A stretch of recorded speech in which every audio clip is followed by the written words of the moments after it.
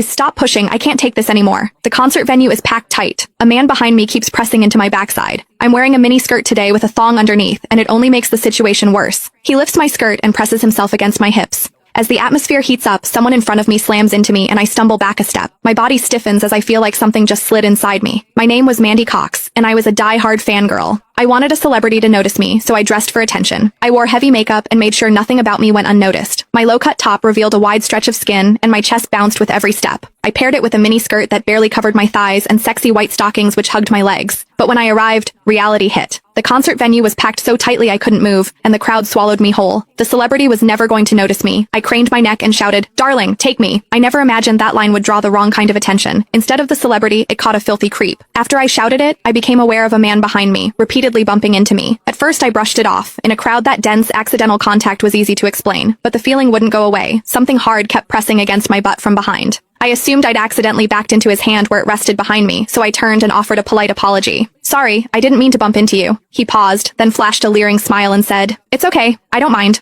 When I turned back toward the stage, I felt him press against me again, more deliberate than before. I kept my attention on the celebrity on stage and shut him out. The man became increasingly brazen, pulling up my skirt and pressing close against my backside. I had only a thong on underneath, which left my butt exposed. I felt his touch directly against my skin and assumed it was his finger. Only then did I realize something was wrong. The pressure was warm and solid in a way a finger could never be. My mind lurched as the truth hit me. In the 20 years of my life, this was the first time a man had ever molested me. Fear surged through me, sharp and overwhelming, and my body reacted with an instinct to flee. But there was no way to move. The concert floor was packed wall to wall, leaving me stuck where I stood. I drew myself tight, bracing as if tension alone could keep the fear out. As I did, my hips closed around the man's so-called finger, trapping it between my cheeks. An unfamiliar sensation followed, and warmth rose to my face. What confused me was that I didn't recoil from it. There was a muted comfort to it, and against my will, it sparked a faint sense of expectation. The man behind me seemed to take it as a signal. He moved in closer, repeating the motion until the intrusion was unmistakable. I had lived a sheltered life as a college student, and now I was being toyed with by a stranger while surrounded by people. Shame surged within me without warning. I felt the urge to sob, but my throat closed and my voice deserted me. Worse still, the pressure forced my thong inward and sent a restless, prickling discomfort through my body that wouldn't fade.